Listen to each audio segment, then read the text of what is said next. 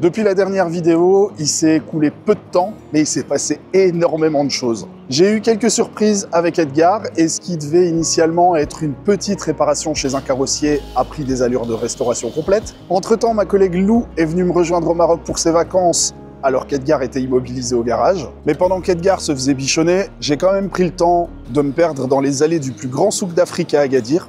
J'ai loué une voiture pour rejoindre la vallée du paradis. Et je t'emmène aussi dans les surprenantes montagnes de l'Anti-Atlas du côté de Tafraout.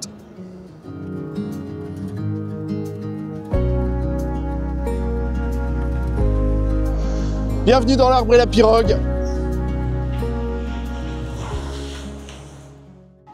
Pour bon nombre de voyageurs, et encore plus ceux qui, comme moi, voyagent avec de vieux véhicules, être au Maroc, c'est quand même une belle opportunité de faire quelques petites réparations qui nous coûteraient vachement plus cher chez nous. Alors à la base, je me suis arrêté chez Ali pour régler des tout petits détails.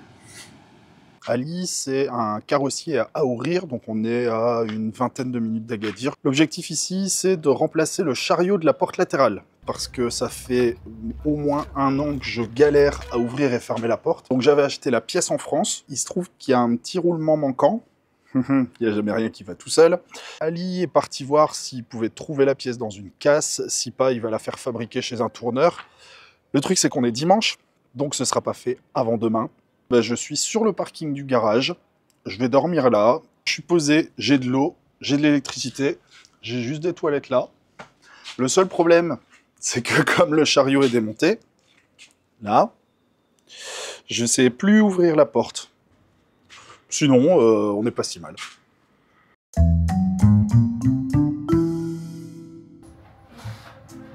Ça fait 27h30 que je suis sur le parking du garage, mais la porte se ferme enfin, donc ça c'est vraiment cool. Maintenant, on va refixer le capot qui ne tient plus, ce sera aussi une bonne chose.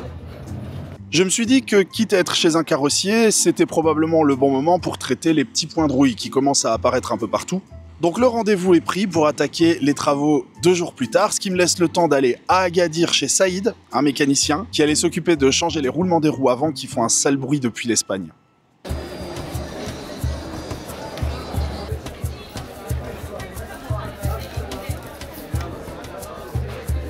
Pendant que le mécanicien s'occupe d'Edgar, moi je suis venu me perdre dans les allées du souk d'Agadir.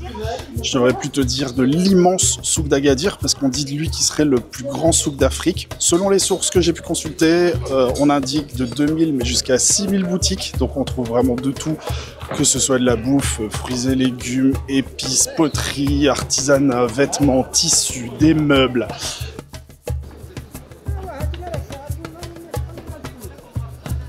Il s'étend sur environ 13 hectares, il est entouré par une muraille qui fait environ 6 mètres de haut et 13 entrées principales. Donc là, la question c'est, est-ce que je vais retrouver la bonne ?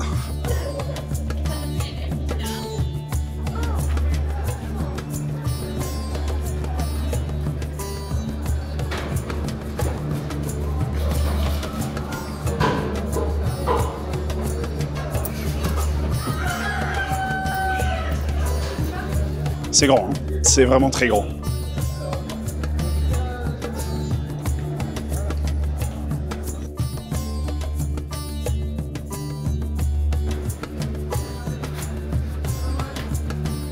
Je vous ai dit que c'était grand. C'est vraiment très grand. À aucun moment je ressors par là où je suis rentré. Impossible, jamais.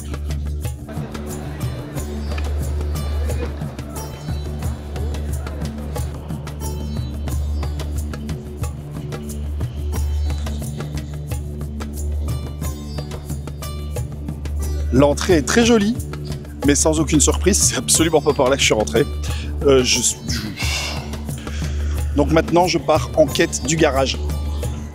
Avec un petit peu de chance, je vais me perdre dans des endroits sympas, et avec encore plus de chance, je vais trouver le garage avant la fin de la journée.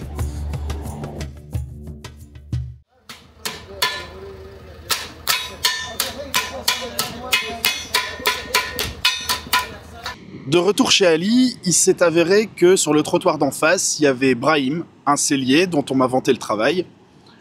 Comme ça fait un bon moment que je rêve de changer les tissus et que de toute façon je suis immobilisé là, bon bah c'est le bon moment pour refaire les sièges. Les sièges, c'est aussi une étape qui va faire plaisir parce que là, ils sont défoncés. Autant la mousse que le tissu, donc il est grand temps de les changer. Est-ce que ça vaut vraiment la peine de refaire les sièges si je refais pas le tapis de sol? Bien sûr que non, mais vous vous souvenez de ce que je vous avais dit dans l'épisode précédent? Je m'attends à ce que j'ai des petites couilles encore, hein, quand même, mais et c'est là que les choses se compliquent, parce qu'en enlevant le tapis, la mauvaise surprise. Le chantier a commencé, et avec lui les premières mauvaises surprises. Tout est pourri.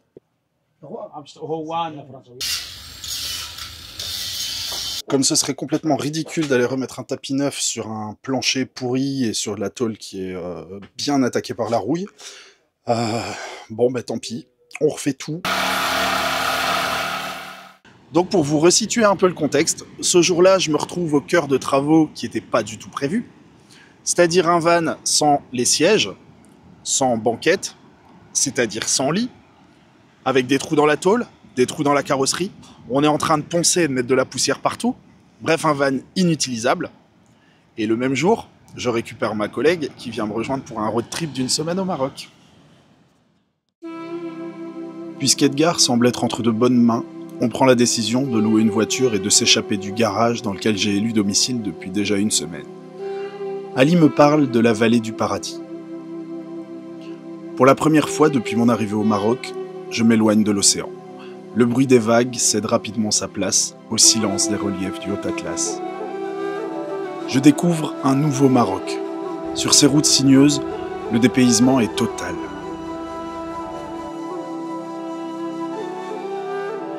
À seulement une trentaine de kilomètres d'Agadir, nichés entre deux montagnes arides, se dessinent des canyons escarpés, d'où surgissent des oueds, des cascades, des palmiers.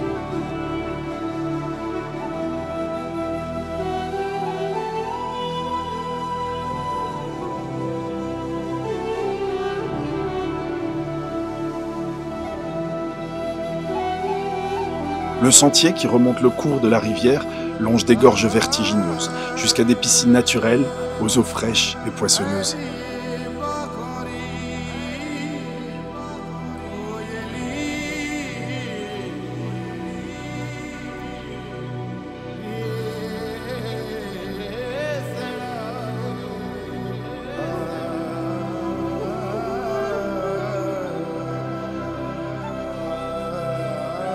Au retour de la randonnée, on en profite pour déguster un couscous, les pieds dans l'eau, dans un de ces nombreux restaurants qui bordent l'Oued.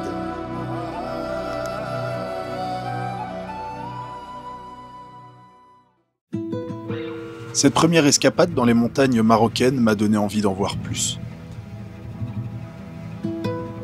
Alors on prolonge la location de la voiture avec une nouvelle mission. S'aventurer dans l'Anti-Atlas pour m'acheter des babouches traditionnelles berbères à Tafraout. À mesure que je m'enfonce dans l'Anti-Atlas, la végétation, déjà timide, se fait de plus en plus rare jusqu'à disparaître totalement. Progressivement, on mesure la proximité des portes du Sahara. Tafraout signifie en berbère la vallée cachée entre les montagnes, des montagnes nues aux couleurs ocre.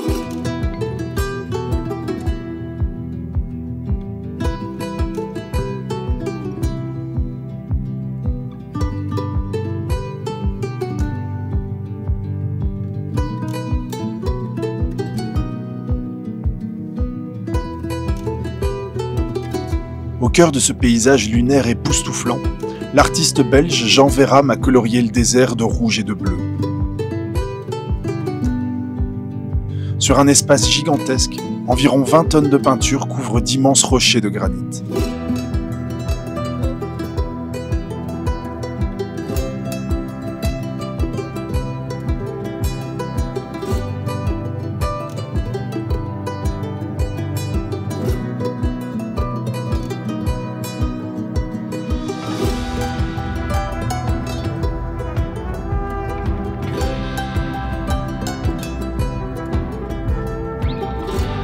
Au coucher de soleil, Tafraout est encerclé par les sommets incandescents et le spectacle est saisissant.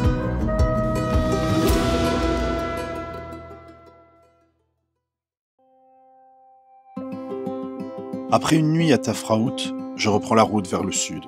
Une route qui n'a pas fini de me surprendre. À mesure que je gagne en altitude, les montagnes sont toujours plus abruptes, les sols toujours plus arides. Au bord du chemin, pourtant, des kilomètres de murets sont autant de vestiges d'une ancienne culture en terrasse. Difficile de croire que ces terres furent un jour fertiles. Qui sont ces gens qui ont façonné ces murets? Qu'ont-ils bien pu cultiver ici avant que la sécheresse et les inondations favorisent leur exode? Plus tôt ce matin, lorsqu'il nous préparait le petit déjeuner, Saïd m'expliquait qu'il avait toujours vécu ici. Avant, il connaissait la neige, la pluie et les arbres. Et soudain, au détour d'un virage, s'ouvrent des gorges majestueuses. Au pied des crêtes abruptes de l'anti-Atlas, la vallée d'Aït Mansour apparaît comme un trésor de verdure. Entre les pentes rocailleuses et arides, une végétation luxuriante s'étend à perte de vue. La route s'engouffre dans une harmonieuse forêt de palmiers, d'amandiers et d'oliviers, le long d'une rivière qui s'écoule paisiblement. Le tableau est fascinant, captivant. À coup sûr la plus belle claque que m'a mis le Maroc depuis mon arrivée.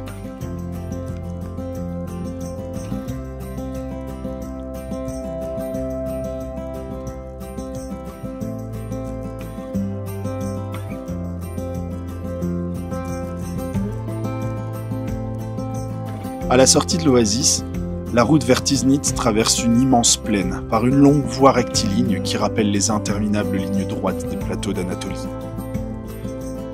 Ensuite, la route redevient sinueuse, descend à nouveau. Ce que je pensais être une plaine était en fait un plateau. L'altimètre indique encore 1300 mètres. Tiznit est encore à 60 km, mais depuis mon promontoire, je peux deviner l'océan en contrebas. Au loin, le vent du large fait s'élever la poussière et le sable dans un voile qui confond la terre, la mer et le ciel, dans un dégradé d'ocre et de bleu. À mesure que l'altitude décroît, quelques araignées s'extirpent péniblement de ce sol de pierre et de poussière. Même si je sais que le Maroc me réserve encore bien des surprises, je me sens un peu nostalgique de laisser ces paysages derrière moi. La vallée de Tafraout et les gorges d'Aït Mansour, ce sera mon coup de cœur absolu de ces 3 premières semaines au Maroc.